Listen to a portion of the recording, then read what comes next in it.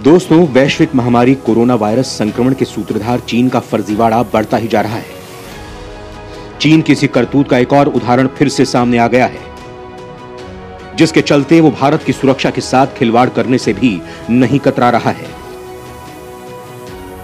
दोस्तों, जैसा कि हम सब जानते हैं कि आज मार्केट में मोबाइल कंपनियों के नाम पर चाइना की कंपनियों के ही नाम सामने आते हैं। इन कंपनियों में वीवो, वन प्लस या फिर ओप्पो जैसी कंपनियां शामिल हैं। इन कंपनियों ने मोबाइल पर एक तरह से एकाधिकार कर लिया है, जिसका यह नतीजा है कि मार्केट में दूसरे देशों की कंपनियां टिक नहीं पाती हैं। लेकिन इस मोनोपोली के चलते एक ऐसा मामला भी सामने आया है जिससे इन मोबाइल यूजर्स के होश उड़ गए हैं।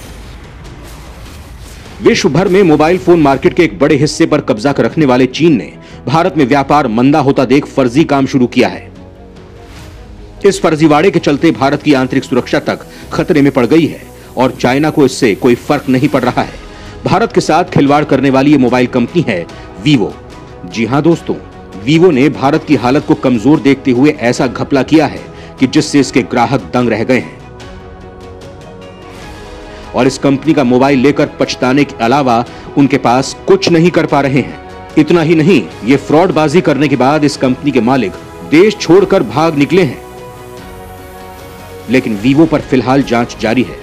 दोस्तों, आप सोच रहे होंगे कि दुनिया की इतनी बड़ी कंपनी ने ऐसा क्या कर डाला कि जांच एजेंसी इसके पीछे पड़ गई है और यहां तक कि इस कंपनी के मालिक को देश छोड़कर भागने तक की नौबत आ गई है।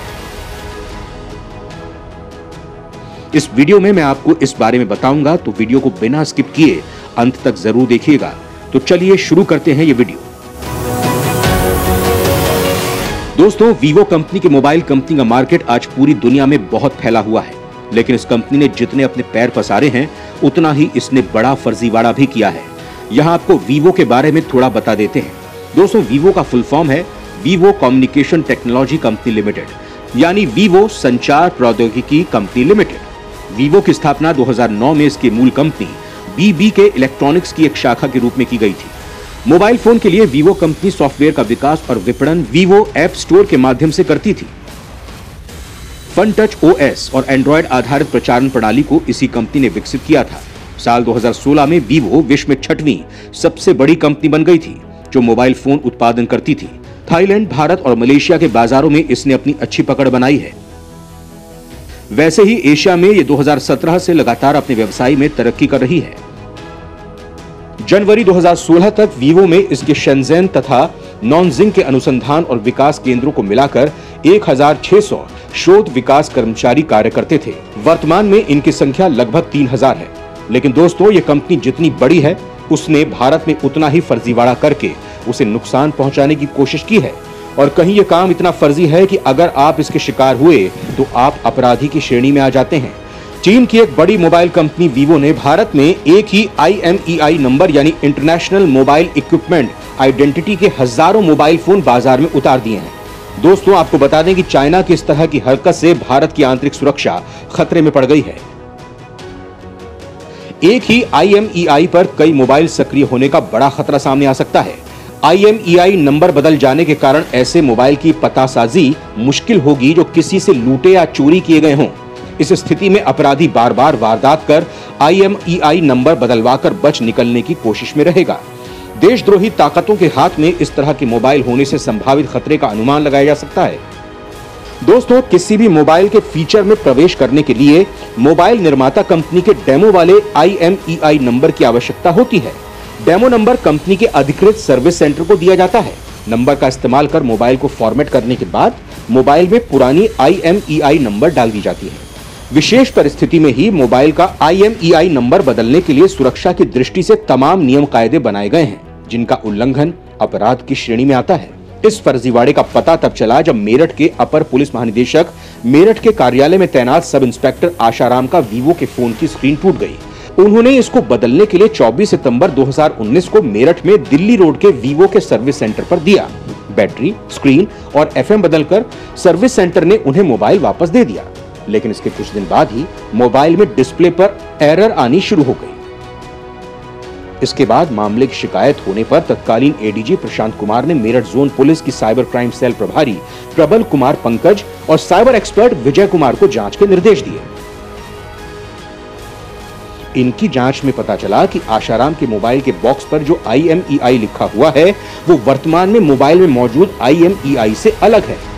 इसके बाद 16 जनवरी 2020 को सर्विस सेंटर मैनेजर ने जवाब दिया कि IMEI नहीं बदली गई है। इसके बाद प्रकरण गंभीर होने पर साइबर सेल ने मोबाइल में जियो कंपनी का सिम मिलने पर उस IMEI को टेलीकॉम कंपनी को भेजकर डेटा मांगा।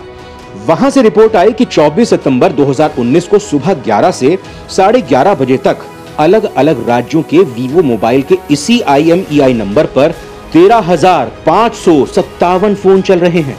ADG राजीव सब्रवाल के अनुसार कुछ सालों पहले जब चाइनीज फोन आए थे तब उनका IMEI नंबर एक ही होता था। सुरक्षा के लिहाज से यह खतरा था। भारत सरकार ने सभी नंबरों को ब्लैक लिस्ट किया था। इसके बाद ट्राई के नियम लागू हुए। इसके बाद एक IMEI सिर्फ एक मोबाइल को दिया जा सकता है। ADG मेरठ राजीव सब्रवाल ने बताया कि एक शिकायत पर इस केस में जांच हुई। पता चला कि वीवो मोबाइल कंपनी के एक IMEI नंबर पर कई हजार मोबाइल चल रहे हैं। ये नियमों का उल्लंघन के साथ साथ देश की सुरक्षा के लिहाज से भी खतरा है। उस IMEI वाले मोबाइल से कोई अपराध हुआ तो हम अपराधी को पकड़ भी नहीं पाएंगे। इस मामले में मुकदमा दर्ज कराया गया है।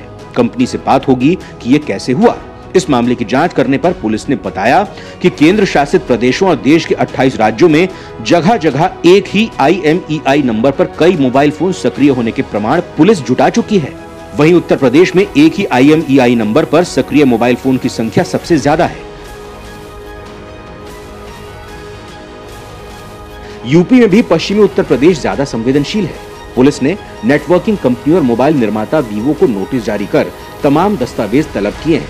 दोस्तों, विश्व के हर मोबाइल फोन में IMEI यानी international mobile equipment identity number होता है। ये एक तरह से मोबाइल की पहचान होती है।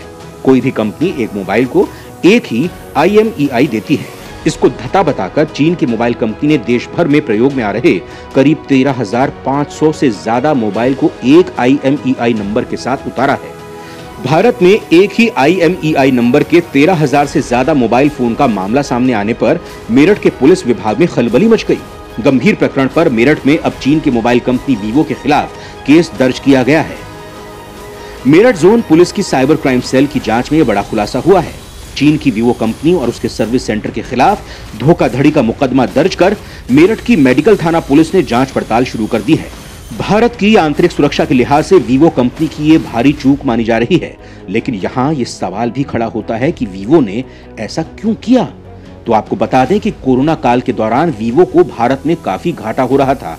वहीं अपने घाटे को पूरा करने के लिए चीन में एक ही IMEI से मोबाइल की मैन्युफैक्चरिंग की, जिससे उसे एक ही मोबाइल का टैक्स देना पड़ा, क्योंकि इसी नंबर के जरिए से सरकार टैक्स लेती है। लेकिन ये तो एक ही नंबर था जिसका फिलहाल खुलासा हुआ है। वहीं न जाने कितने ऐसे IMEI नंबर होंगे जिनका इस्तेमाल चीन अपना टैक्स बचाने के लिए किया होगा। वहीं वीवो के इस तरह की हरकत के बाद उसका एक और मामला भी सामने आया है। टैक्स चोरी के बाद वीवो पर मिनिस्ट्री ऑफ कॉर्पोरेट अफेयर्स ने भी जांच बैठा दी है। दरअसल वीवो ने अपने टैक्स चोरी के बाद प्रॉफिट को फर्जी तरीके से चीन में पहुंचा दिया और बाकी इनकम को घाटे के तौर पर बता दिया, जिससे उसे अपने आधे फायदे पर ही भारत को टैक्स देना पड़ा। लेकिन ईडी ने उसे पकड़ लिया, जिसके बाद कंपनी के अधिकारी देश छोड़कर भाग गए। दोस्तों, चीन की इस हरकत से साफ हो गया है कि वो अपने फायदे के लिए किसी भी हद तक जा सकता है, भले ही उससे हमारे देश की सुरक्षा भी खतरे में क्यों ना पड़ जाए।